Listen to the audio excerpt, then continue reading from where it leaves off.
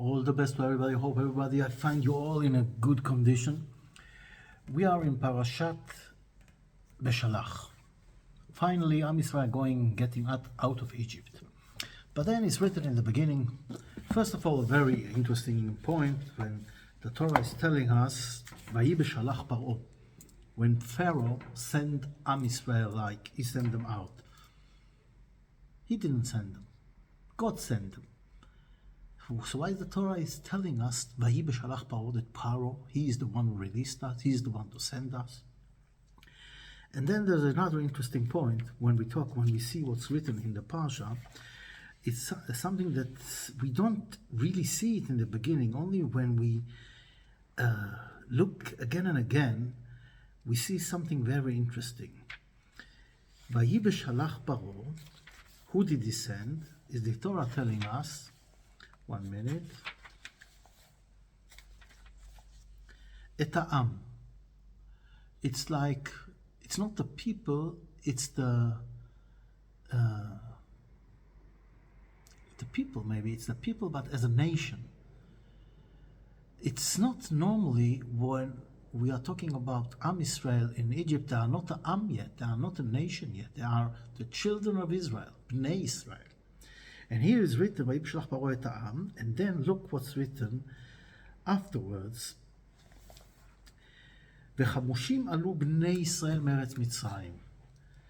And chamushim alu bnei Yisrael, the children of Israel. And if we look before, we also see that, 1 minute, I'm going to look here. Vayi be'etzem hayom hazeh in the last parsha, Otzi Hashem et bnei Yisrael, the children of Israel. The Or HaChaim HaKadosh sees this and he says a very simple explanation. Vayi Beschalach Paro et ha'am. It's not talking about the children of Israel. It's not talking about us. It's talking about the Arab. It's talking about the peace people, the Egyptian from his nation that decided to go out with Israel, with the children of Israel, and Pharaoh, let them go. And that's also one of the reasons that later on he is chasing Am Yisrael, because he knew the power of the children of Israel. He was sure that he cannot fight them. But he sent his people. And they went, and then he finds out that they have got no intention to come back. So he's chasing them. Why is he chasing them? Because he is afraid that now what's going to happen? The children of Israel, they are not going to be slaves anymore. That's it, finished, after all those miracles. So who is going to do the job? Who is going to do the work? His people. Now, if he sent them away, people, like a part of his people went with the children of Israel, it means that who is going to do the job? Who is going to do the work? The people that left in Egypt. So he couldn't accept it. So he's chasing his people, not the children of Israel. And by this way, God is making him harden his heart, and he's also chasing the children of Israel. It's a very interesting explanation. But this all has to do with what was Pharaoh's intention. Why did God took us around? He didn't take them to the Palestine place to learn, to the Palestine area, because it's close. Close to what? And if you remember, last part we were talking about Hakarov el Beito. If you take the lamb for Pesach sacrifice, and there is not enough people to eat the sacrifice, you go and ask your neighbor that is close to your house. And we ask the question, what does it mean, your neighbor that is close to your house? Of course, a neighbor is somebody who lives near you. A neighbor doesn't live at the other side of town. So what does it mean, close to your house? Or in better word, close to your home. And we explained then that what we're talking about, it's not a physical closeness, it's a spiritual closeness. In other words, he's close to your ideas, he's close to your spiritual way, he's close to the Jewish home. That's meaning the neighbor. You don't take the neighbor because they were mingled with all the idol worshippers that were also from us. Idols, they used to worship idols. And they were not the right neighbor to eat with him the Korban Pesach. The right neighbor is the one who is close to you, close to your ideas, close to the spiritual way of Am Yisrael, to the Jewish home, to the Bait HaYehudi. And here, the same phrase is using, karov hu, but this is in the opposite meaning. Karov hu, this is close to the idol worshipper, because if they're going to go through the normal area of the Philistines and all the others, the Plishtim, they are going to again meet idol worshippers. And as we saw, Chamushim Yatzu, one of the explanations is Chamushim is like Chamushim is from the number 5. It says only 1 of 5 got out of Egypt. In other words, 80% stayed in Egypt. Why? Because they were so involved in idol worshipping that they couldn't leave this and go with Am Yisrael. And we explained already, what does it mean, idol worshipping? Idol worshipping means today, in our days, because we are not really talking about a story of the Torah and that's it. It's much more. The Pharaoh is inside us. The Erev Rav is those people that he sent with us. His idea was, because they were idol worshippers, they will have an influence of the children of Israel, and maybe they will convince them to come back to be idol worshippers. And as we see that 80%, all the miracles they saw didn't make any impression. They stayed in the same place they were, going on worshipping idols instead of going back to worship God. And he thought, Pharaoh, that when he will send the people, his people, with the children of Israel, they will have this bad influence on the children of Israel, and they will all come back to Egypt, or in other words, the spiritual world, come back to idol worship, to be idol worshiper. But what happened is that instead of them influencing Am Yisrael, the children of Israel influenced them, and they wanted to go on with the children of Israel. By the way, it's not so simple. This was a very short influence, because we see when they go on into the desert, every 2 minutes we have problems and complaints. We want to go back to Egypt. And here again is another interesting point. Why do they want to go back to Egypt? What do they think about? They were slaves there. They were treated in the worst way that a human being can be treated. But they think that now, after all the miracles, the Egyptians are afraid from them. So when they come back as winners. They are not going to be slaves anymore. That's finished. No more slaves. They are going to be again in a high position in Egypt, which they like the idea. And this is why every 2 minutes, those of the, not everybody, Baruch Hashem, those part of the children of Israel, together with this Arab, together with those people from Egypt, they try to influence everybody to go back to Egypt. So from one side, Pharaoh got the idea of chasing the children of Israel into the sea. The idea got from the thinking that he's got something to do with it. He is the one who sent the people. He's going to get the people back, his people. And by the way, he says, God convinced him that he can also take back the children of Israel. But as we know, he drowned in the ocean, and the children of Israel went through the ocean and walked on the earth in the middle of the ocean, with the water as a wall from right and the water as a wall from left. And as we explained many, many times, they say they went into the sea. They went on earth in the sea when the water was a wall from right and a wall from left. Why is the phrase water used when we're talking about the sea? Should have been the sea was a wall from the right and from the left, because water is Torah. What gave Am Yisrael the power to go through all this procedure and be successful in walking in the middle of the sea with all the waves and the storms and everything? And this is the nature in his glory, because the sea is one of the symbols of nature with its greatest power. And they walk in the middle, because the water is a wall from right and from left. The water is the Torah. When you walk in the way of the Torah, you can even go in middle of the storm, in the middle of the sea, on a straight land, and the water will protect you from both sides. And this is what helped Am Yisrael walk through the ocean.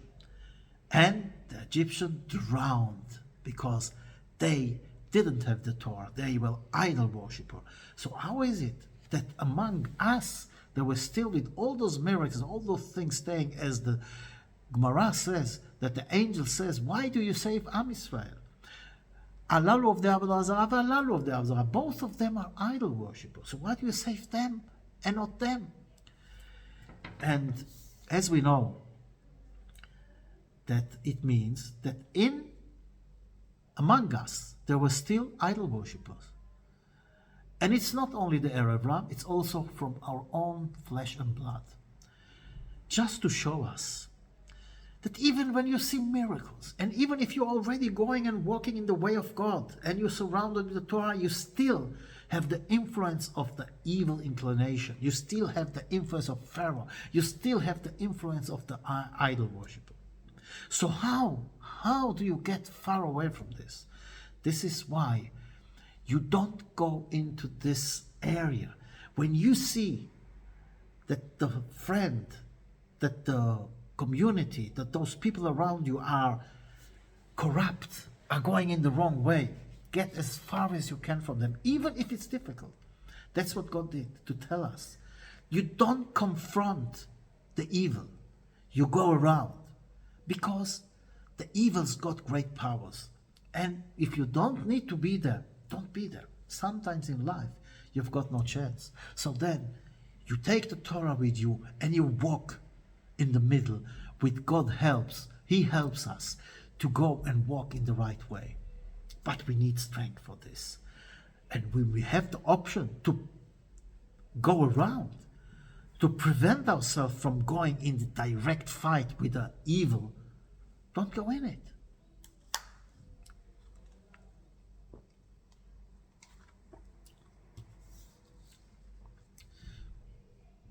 One of our problems is that we have a very short sight. And this is like, okay, I'm not allowed to do this, but I'm going to do this. Like smoking and eating things that you're not allowed to eat. And a lot of other things in the tradition, the religion, to bend the rules, to bend the laws. Oh, nothing's going to happen. Especially when you go abroad and you have difficulties to find kosher food or prayers or a minyan or whatever. So he said, I'm on my holiday. Wow, and this is Pharaoh. This is the influence of the Erevra. This is the influence of the part that is the idol worshipper inside us, that runs about the joys of this world. So how do we fight it? We have to understand and realize this fight exists everywhere. And the only way to walk through it is to be attached to the Torah, attached to God. And understand that it doesn't matter where you are. And even if it's difficult, you have to go in the right way. Don't let Yetzer Hara, don't let Pharaoh control you. Let Pharaoh drown in the nature. Let him drown, Tov'im Bayam. Let him drown in the sea. You will walk on the ground. You will walk on a stable land, a stable ground, in the middle of everything, with the power of the Torah. It's like when we came back a week ago from exhibition in Istanbul in Turkey, and Baruch Hashem, a few years ago, I succeeded to have a kviut with my son, with Benjamin, and every week, twice a week, we learn, each time half an hour. And this week that we were in the exhibition, we didn't complete our learning. And we thought, what are we going to do? So now we are now sitting on the plane on the way back to Israel. The plane is still standing. And we said, you know what, let's complete our lesson, our shiur now. So I'm starting to learn with my son, with Benjamin. And there is this guy with a big kippah sitting in front of us. And every few minutes he looks around. And I thought that maybe he wants to listen to the shiur that I'm giving to my son. But then I realized that he's complaining why I'm learning Torah in the middle of the plane. So I must put it in the right position. The plane was not exactly quiet. People were talking with each other. You know how it is in a plane. And nobody had any intention to go to sleep. It wasn't even the aeroplane was still on the ground. So there was no reason for anybody to be silent, or if somebody talked, thinking that maybe it disturbed. There were a baby crying and everything what you want. And what this guy, what bothered him is that I am learning Torah with my son. I couldn't believe it. It is not a small episode in life. We see it all around us. It's among us. And we have to be very careful. That's what the Torah is telling us. Vayhi Beschalach paro et ha'am. Pharaoh sent the people, his people, with us in order to mumble us and to try and have a bad influence on us. But Baruch Hashem, he was not successful. So when he realized that this plan wasn't good, he was chasing Am Israel and trying to catch them and bring them with his force back to the idol worshipper. And Baruch Hashem, he also didn't succeed with this. We're talking a little about the spiritual side of the story. Am Israel, he was the winner of this war. Why and how? When he was standing in front of the sea, and Nachshon ben Aminadab jumped in, and Am Israel went behind him, and the power of the water, which is the Torah, that was the wall that protected Am Israel from the ocean, from the sea, from the nature, from the influence of the Yetzer Hara. And this is when we talk about walking in nature, walking in the street, walking in this world with all the things around us, with all those changes, with all this hatred. If you do something that's got to do with religion, they shout adata, you are forcing your religion on us. And we're talking about Am Israel.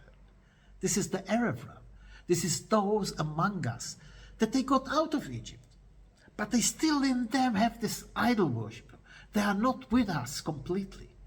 And unfortunately, sometimes they are so distorted that they changed everything, and they look at us that we are the wrong ones and they are the right ones. But we know the truth. We went through Pharaoh, and we go also to go through this.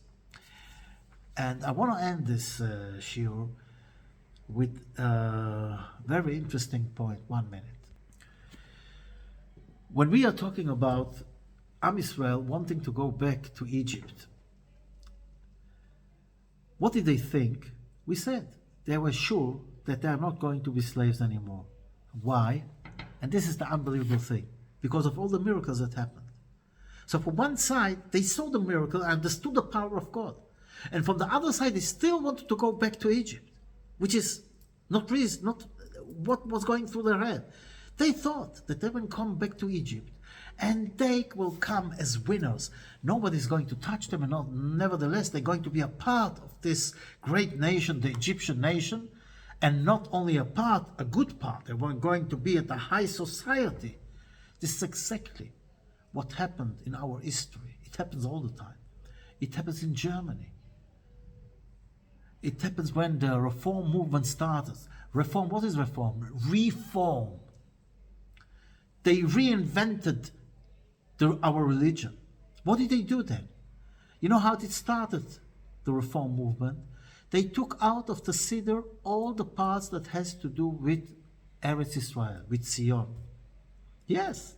Today they shout that they are a part of Eretz Israel, of Medinat Israel, but when you look at the Siddurs that they made by themselves, took out everything that had to do with Eretz Israel. Why? Because this is, what was the problem?